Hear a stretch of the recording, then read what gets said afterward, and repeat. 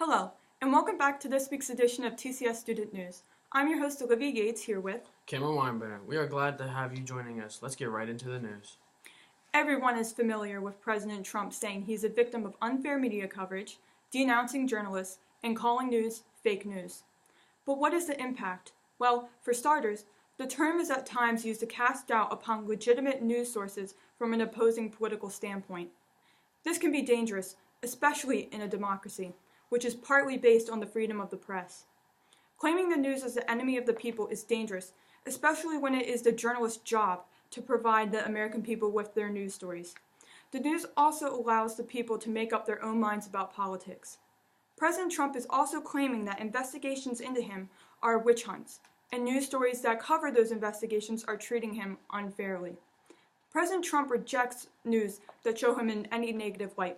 Let me remind you, it is the news source's job to point out negative things within a government's administration and negative things within the president. Rulers around the world who have absolute power over their countries, who censor, threaten, jail, and assault journalists, have begun to use the term fake news. These autocrats have found a phrase to use when they harm the press and to hurt journalists, even when the news isn't fake. These attacks on the press hurt any journalist who works hard for accurate news coverage. When a president tells you not to believe news and calls it fake, it can cause people to turn away from legitimate news. Wow, I didn't know that had such a big impact. And certainly I didn't think other world leaders would use the term fake news. Great story, Olivia. You have made me realize a lot about journalism.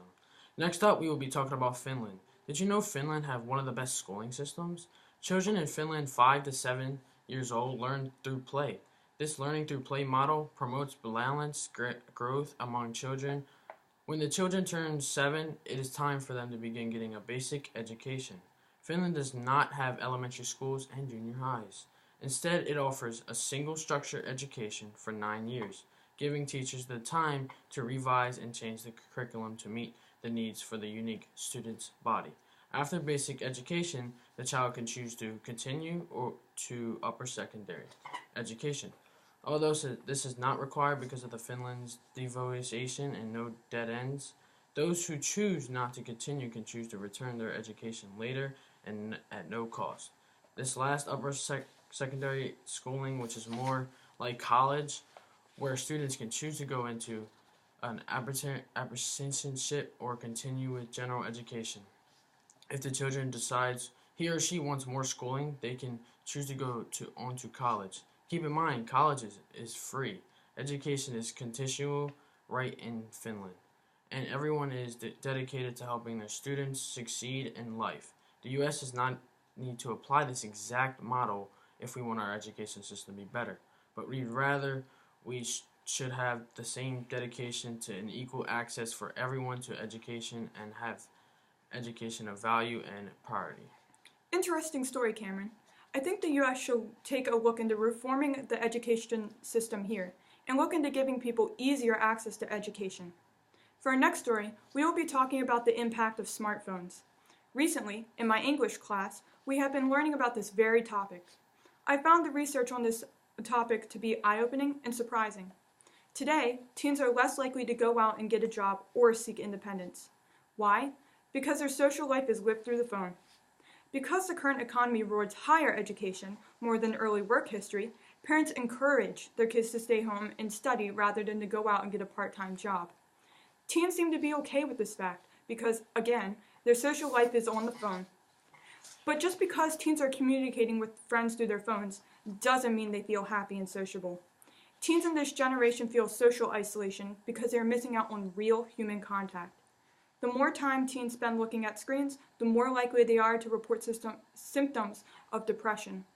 Teens who spend 3 hours a day or more on electronic devices are 35% more likely to have a risk factor for suicide, such as making a suicide plan.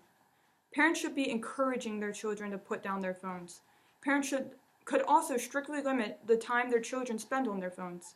Maybe they shouldn't even give them tablets or smartphones in their teen years or in certain stages of their life. To teens everywhere, you need to try putting down your smartphone. Don't give the excuse that without it you have nothing to do.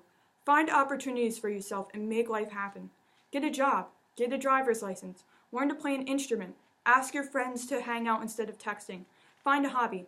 I could be here all day naming ideas, but I think you get the idea. I know it can be hard to put down the phone. I know from personal experience, but it's not too late to put down the phones, and it's certainly not too late to recognize that we can be the generation that changes the impact of cell phones. I'm on my phone a lot. Some of these things you said stood out to me because when I'm on my phone, I feel like I'm happy, but in reality, I'm not. When I'm feeling down, I think one of the main causes is not being social enough. Good story, Olivia. I got a lot from it. I'll make sure I put my cell phone down more.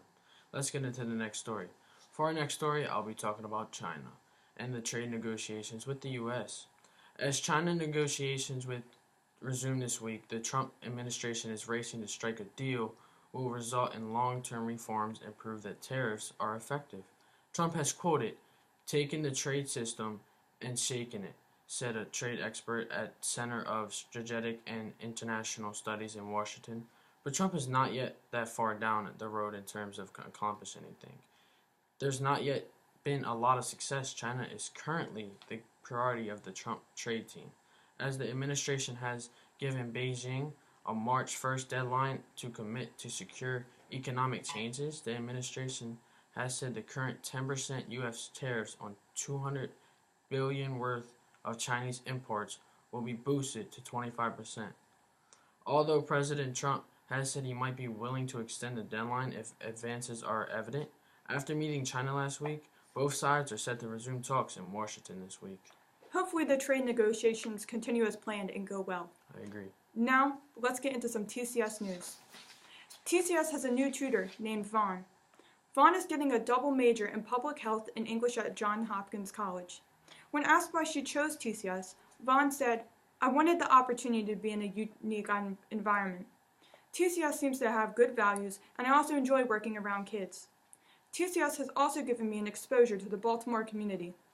Vaughn says that so far she's liking the community school, and that she's excited to see the kinds of learning she can do here and what her experiences will be like with TCS. Thank you for joining us, Vaughn. We appreciate you helping TCS. Last week, Mr. Butler came in TCS to speak with us. Mr. Butler is a storyteller and author who recently retired from working at the Enoch Pratt Library. Mr. Butler spoke to us about living under segregation and the racism he has felt in his lifetime.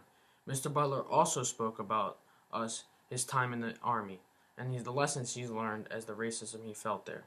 He also shared with us how important it is to read. Mr. Butler says that if you're interested in something or you want a career in something, read about it. Thank you so much for coming in to speak with us, Mr. Butler. We learned a lot of lessons, and we got first-hand accounts on what it's like to live under segregation. And thank you, Justin, who is the head of one of the Enoch Pratt libraries, for asking Mr. Butler to come speak with us. It's greatly appreciated. Thank you, Mr. Butler, for coming in to speak with us. I enjoyed hearing what you had to say, and I got insight on what it is like to live under segregation. Those are first-hand accounts, and I appreciate the fact that you shared them with us. You are also a great storyteller. Last week on Thursday, TCS had a talk about life and its opportunities. Mr. Tom told us that we should not wait for life to happen to us, but instead to make it happen by our own doing. You shouldn't let opportunities pass you by. Instead, you should be seeking them out and creating them. We also talked about the topic of death, and that you should treasure the people that you have with you now. We also recognize the fact that after people die, they will be remembered through memories and lessons they taught. One of the lessons Mr. Tom gave us was to appreciate the difficult moments in life, for that is what builds you. I'm also so appreciative of this conversation because it was so full of many life lessons that I will remember for the rest of my life, and the conversation inspired me. TCS was off on Monday of this week. Every month TCS gets off for a holiday. We take one Monday off, so we didn't have lunch Monday, and we had amazing and delicious lunch on Tuesday. Miss Amina, Nina's mom, supplied lunch. She supplied us with chicken noodle soup and turkey sandwiches to go with it. The lunch was so good, we are really appreciative of you supplying lunch for us, Miss Amina. Also, last Friday, Jordan's grandmother, Miss Sandy, provided lunch. Miss Sandy brought in raviolis and types of pasta along with croissants and some mini donuts. Thank you so much, Miss Sandy. Last Wednesday, we celebrated a TCS student's birthday. Sarah Harris has officially turned 17. Sarah's dad, Mr. Mark, provided pizza that day, and there were cupcakes there as well. The school got to light candles on the cupcakes and then sing happy birthday to Sarah. Sarah, you are a valued member of the school. You are a good friend to all of us, and you have been my friend ever since I've been here at TCS. You are always there to lend a helping hand to any of us when we need it, and TCS thanks you for that. I hope you had a wonderful birthday, Sarah. I just wanted to give a big thanks to you, Sarah, as well, because when I shadowed here, you showed me around and you also answered any questions I had. I appreciate everything you have done for me this past year, this week, and we had a snow day, and the TCS school day was called off on Wednesday. This does not normally happen. Usually when other schools close, TCS is open. This time, we had to make an exception because the weather would get bad later in the day, and it would cause trouble for when students tried to get home.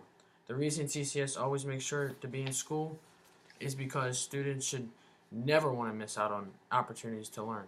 TCS firmly believes that you should always be in school ready to learn, not staying at home because it's flurrying outside. TCS hopes that we serve as an example to every other school. Last weekend on Friday, Jordan, Selman, and I went to the Baltimore Museum of Art.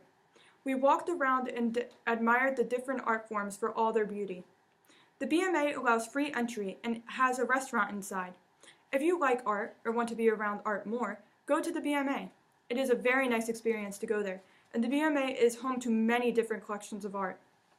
After our trip to the BMA, Selma, Jordan, and I went and held signs with protesters that were standing up for equality and less violence in Baltimore. Mercedes, Nina, Selma, and I had met the protesters a week before, and they told us that they protest on Charles Street on the Hopkins campus every day on Friday from 5 p.m. to 6 p.m. Selma, Jordan, and I stood with Miss Kathy, Miss Brenda, Mr. Bob, and Miss Tanya. Thank you for allowing us to protest with you, and we will be seeing you again.